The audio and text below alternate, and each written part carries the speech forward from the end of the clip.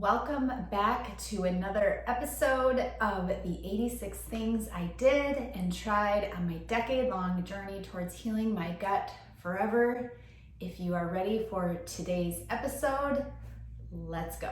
Today we are reviewing numbers 65, 66, 67, and 68. And with today's episode, you will notice my brand new background.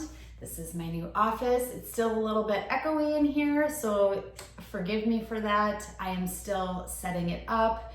There's obviously going to be some artwork here. I'm going to put more plants in this office, soak up some of the sound, so bear with me. But I wanted to get to another one of these episodes to keep moving along because our list of 86 things is getting to the end. So today we are starting with number 65, which is the endoscopy. I have had, I believe, 2 or 3 endoscopies throughout my decade-long journey with healing. The first one that I ever had was in 2008. I had the colonoscopy and the endoscopy done at the same time. And I think that that was one thing that was really great to do at the beginning of my journey. Now, obviously, if you get a colonoscopy or an endoscopy, you have to have a doctor make that recommendation. It has to be done in a medical setting. It is more of an invasive procedure. So all of that said, it's not like it's something that's just a quick, simple thing to do. However, if a doctor has recommended that you get an endoscopy, I strongly recommend that you take and heed their advice and get one done. So there is the colonoscopy and there's the endoscopy. The endoscopy is what looks at the upper part of the digestive system. So they take what's called an endoscope, and it's a long, thin kind of, you can think of it almost as a wire, but it's a tube, goes down your throat. I don't think anybody's awake for it. I could be wrong about that. I've always been put out for it, so I've never have been able to feel anything, but it goes down your throat. There is a small little camera that's attached to it, and when it's in there, it takes pictures of what's going on in your upper digestive system. If the doctor suspects anything, they will take samples and then send them off to a lab afterwards. But really with an endoscopy, anytime that you're having those upper digestive symptoms, if you're having a lot of reflux, heartburn, even if you're having a lot of celiac symptoms, that can be diagnosed through an endoscopy. Anything really that would affect the upper digestive system. So if you're having the problems and it is recommended to you to get an endoscopy, I know it can seem a little bit scary due to the invasiveness of it. Don't let it scare you. Get the endoscopy, find out the results, and move on. So that is number 65, the endoscopy. Number 66 is a celiac blood test. So the celiac blood test is obviously done as a diagnostic tool in order to diagnose, you guessed it, celiac disease. I was given one of those almost immediately in my journey, and I'm very grateful for it because the thing with the celiac blood test is that you have to be consuming gluten in order for it to work. So for a lot of you, you are trying to manage your symptoms on your own, which is fine and great, but one thing that people tend to do immediately is they tend to give up gluten. They take all gluten out of their diet, and then their doctor says, let's test you to see if you might have celiac disease. And so they go, they get the celiac blood test, and it comes back negative, but oftentimes that can be a false negative because you've already removed gluten for a period of time. So my first tip for the celiac blood test is make sure you are eating gluten, even if it is painful and miserable, unless you have an obvious allergy.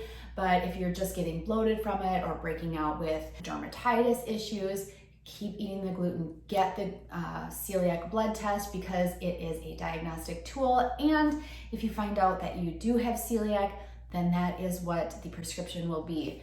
no more gluten, cut the gluten. So number 66 is I had the celiac blood test, which by the way for me was negative. Number 67 is the Moshi app for resting and relaxing.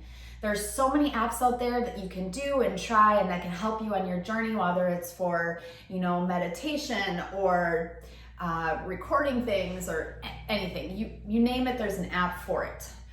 I wanted to just put the Moshi app on this list because it's one that I don't think a lot of people use, and if they do use it, it's not for themselves, but more for their children.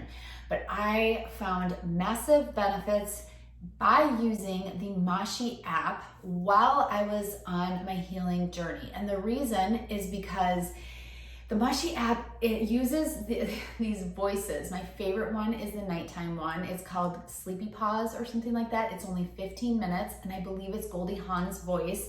And it's just super calming, and it tells these stories that mean absolutely nothing, but the way the words flow and the voice that's chosen to go along with the words and the storytelling in general is so calming and relaxing. It can help you go to sleep earlier, which is one thing I talk about all the time with healing the gut, is to make sure you're getting enough sleep.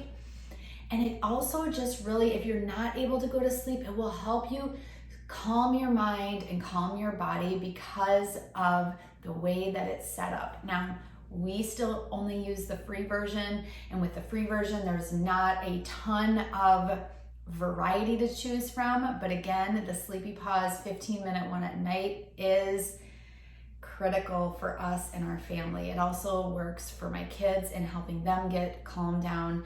But I didn't want to leave this one off of my list because it's one that maybe not a lot of you have heard of. Obviously, there's things like Headspace and I can't even think of all of them right now. There's so many different apps out there, but this is one that I just really wanted to bring light to because we love it, and I want you to have more calm and relaxing moments in your life and along your journey. So that's number 67 is the Moshi app. All right, and number 68 is a comprehensive stool test. So I'm not sure of all of the different stool testing and, in general gut testing things I have on this list. I'm sure I have several. I'm not sure if I have the GI map or not. But I will tell you that no matter what it is, as long as it's a high quality, highly recommended, and medical one, a comprehensive stool test of any sort is going to be highly beneficial. So it sounds gross, and it is exactly what it sounds like. It is a comprehensive stool test. It is a testing kit. If you get it at your doctor, you will be sent home with it, or if you order it online, they will send it to you. But regardless, you do it at home. You get a stool sample. Yes, a stool sample.